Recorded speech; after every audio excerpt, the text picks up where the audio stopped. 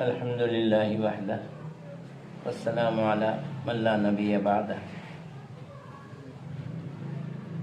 ادائے امانت کے حکم کا بیان۔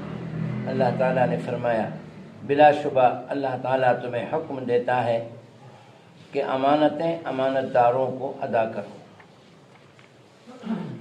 اور فرمایا اللہ تعالیٰ نے ہم نے امانت کو آسمان اور زمین اور پہاڑوں پر پیش کیا، بس انہوں نے اسے اٹھانے سے انکار کر دیا اور اس سے ڈر گئے اور انسان نے اس کو اٹھا لیا، بے شک وہ بڑا ظالم اور سخت نادان ہے۔ حضرت ابو ہریرہ رضی اللہ عنہ سے روایت ہے، رسول اللہ صلی اللہ علیہ وسلم نے فرمایا منافق کی 3 نشانیاں ہیں۔ جب وہ بات کرے جھوٹ بولے، جب وعدہ کرے اس کے خلاف کرے، جب اس کے پاس امانت رکھی جائے تو خیانت کرے۔ اس کو بخاری اور مسلم نے روایت کیا ہے۔ حضرت حذیفہ بن یمان رضی اللہ عنہ سے روایت ہے کہ ہمیں رسول اللہ صلی اللہ علیہ وسلم نے 2 باتیں بیان فرمائیں، ان میں سے ایک کو میں نے دیکھ لیا ہے اور دوسری کا میں انتظار کر رہا ہوں۔ آپ نے ہم سے بیان فرمایا تھا کہ امانت لوگوں کے دلوں کی جڑ یعنی گہرائی میں اتری، یعنی اسے فطرت کا حصہ بنایا، پھر قرآن نازل ہوا اور انہوں نے اسے قرآن اور سنت سے جانا، یعنی فطرت کا یہ سبق قرآن اور حدیث کے علم سے تازہ ہوا۔ پھر آپ نے ہم سے بیان کیا کہ امانت اٹھ جائے گی۔ آپ نے فرمایا اس طرح کہ آدمی سوئے گا اور امانت اس کے دل سے قبض کر لی، اٹھا لی جائے گی، بس اس کا اثر ایک معمولی نشان کی طرح باقی رہ جائے گا۔ پھر وہ سوئے گا اور امانت اس کے دل سے اٹھا لی جائے گی، بس اس کا اثر آبلے کے مانند باقی رہ جائے گا۔ جیسے ایک انگارہ ہو جسے تو اپنے پیر پر لڑکائے تو اس سے چھالا نمودار ہو جائے، بس تو اسے ابھرا ہوا تو دیکھتا ہے لیکن اس میں کوئی چیز نہیں ہوتی۔ پھر آپ نے ایک کنکری لی اور مثال سمجھانے کے لیے اسے پیر پر لڑکایا، بس لوگ صبح کے وقت باہم خرید و فروخت کرتے ہوں گے، ان میں سے کوئی امانت ادا کرنے کے قریب بھی نہ پھٹکتا ہوگا، حتیٰ کہ کہا جائے گا کہ فلاں شخص کی اولاد میں ایک امانت دار آدمی تھا، یعنی امانت دار بالکل کمیاب ہو جائیں گے اور ایمان بھی اس طرح انقا ہو جائے گا، حتیٰ کہ کہا جائے گا کہ فلاں شخص کس قدر مضبوط، کس قدر ہوشیار اور کس قدر عقل مند ہے، حالانکہ اس کے دل میں ایک رائی کے برابر بھی ایمان نہیں ہوگا۔ یہ باب ہے امانت واپس لوٹانے کا۔ جس کی امانت ہے اس کو ادا کرنے کا۔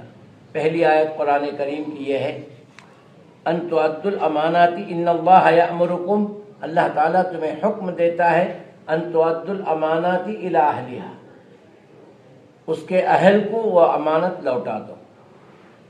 امانتیں کئی طرح کی ہیں۔ ایک شریعت ہم کو امانتاً ملی ہے، اس میں کسی قسم کی ٹیڑھ اور بگاڑ کے علاوہ اسی شریعت کو ہم اپنی آنے والی نسلوں کو دے کر ہم چلے جائیں، یعنی ہم اپنے گھر میں یہ اس کو جاری کر دیں۔ دوسرا، لین دین کے معاملے میں امانت ہوتی ہے تو وہ امانت میں خیانت نہ کریں۔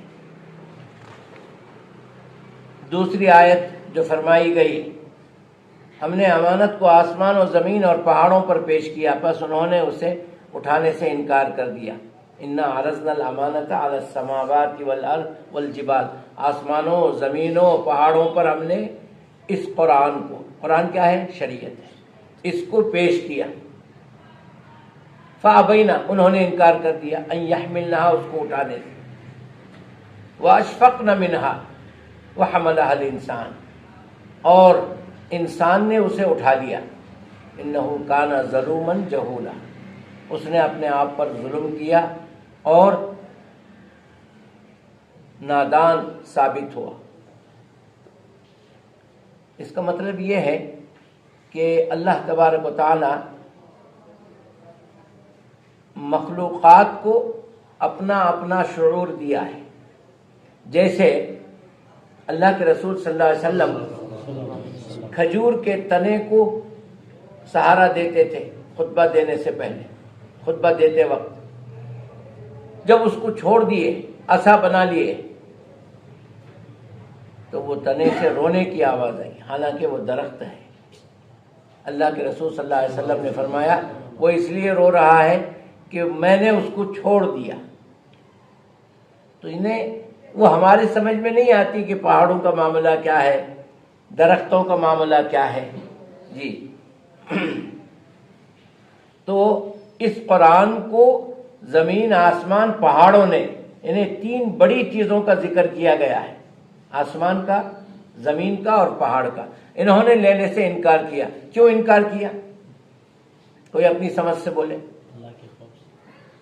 جی نہیں، انکار اس لیے کر دیے کہ یہ پہنچانے والی ذمہ داری ہے، یہ امانت ہے، پہنچانا ہے، اور وہ ہم سے نہیں ہو سکتا، ہم نہیں پہنچا سکتے. انسان نے کہا میں اشرف المخلوقات ہوں، میں اس کو اٹھا لیتا ہوں اور اسے میں پہنچاؤں گا.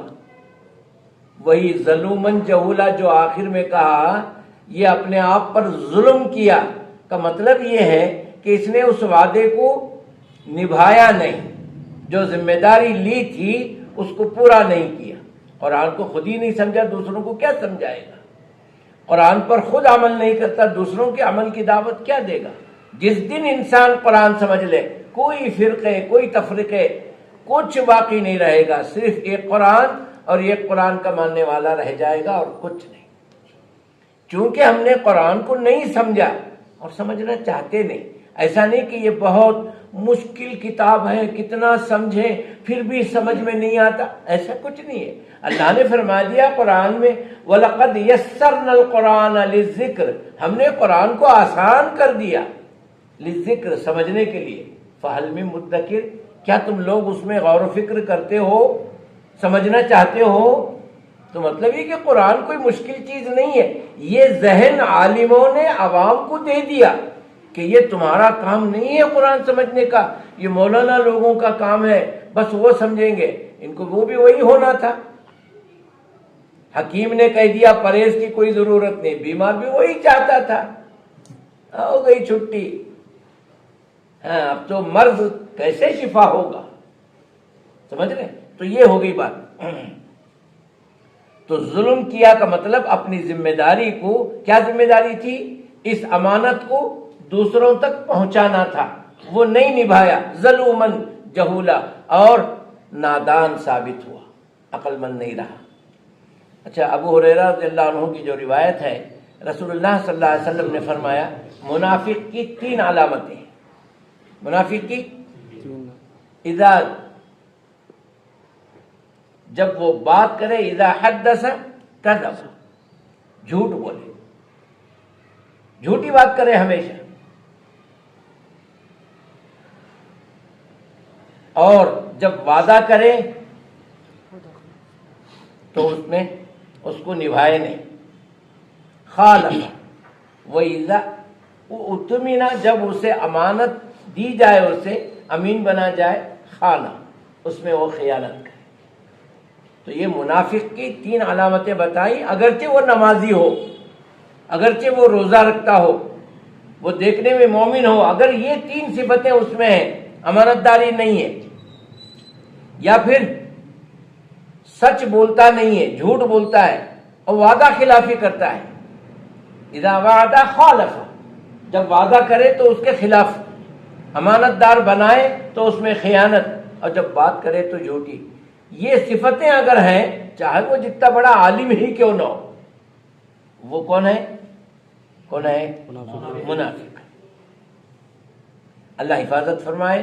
اگر یہ خصلتیں ہم میں ہیں تو چھوڑنے کی اللہ ہمیں توفیق دے، اور ہم خود کوشش بھی کریں کہ ان چیزوں سے بچیں.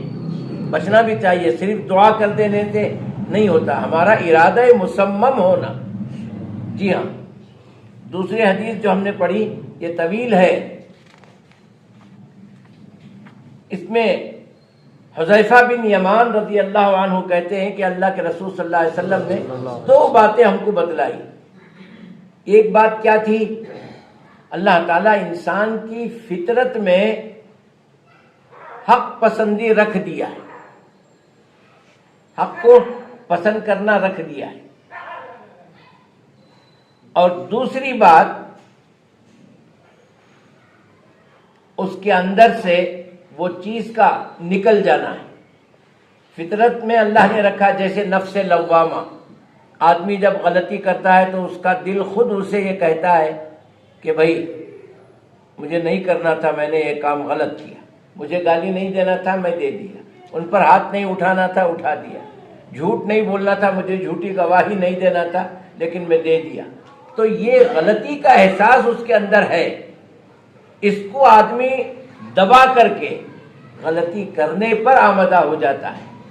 آج یہ حال ہے کہ لوگ امانت دار ہیں. ایک وقت آئے گا کہ لوگوں سے امانت داری ختم ہو جائے گی. لوگ بولیں گے کسی زمانے میں فلاں صاحب کا لڑکا بہت امین تھا، امانت دار تھا. ریئر ہو جائیں گے، امانت داری کہیں باقی نہیں رہے گی.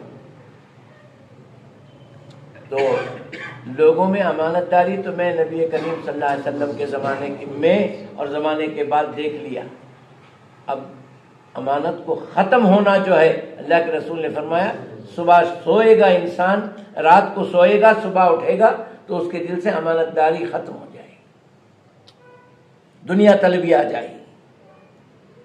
تو یہ دو باتیں اللہ کے رسول نے ہم کو بتلائی. ایک وقت وہ آئے گا کہ اللہ کے رسول کی ایسی کئی احادیث ہیں، فرمایا کہ صبح کو مومن رہے گا، شام ہوتے ہوتے کافر ہو جائے گا، رات کو مومن رہے گا، صبح ہوتے ہوتے کافر ہو جائے گا. مطلب کیا ہے اس کا؟ اس کے اندر سے ایمان والی صفات، ایمان کے شریعت کے احکام، امانت داری کی پاسداری، یہ سب ختم ہو جائیں گے. صرف دنیا دار بن کر کے وہ سب کچھ کرنے لگ جائے گا جس کو اسلام نے روکا ہے. یہی تو ہے، صبح مومن تھا اور شام کو منافق. اللہ حفاظت فرمائے. اللہ تعالی ہم کو ان تمام برائیوں سے روکے اور صحیح معنوں میں مومن بنائے، اور ہم سب کا خاتمہ اللہ ایمان پر فرمائے. سبحانک اللہم و بحمدک، اشہد ان لا الہ الا انت، استغفرک و اتوب الیک.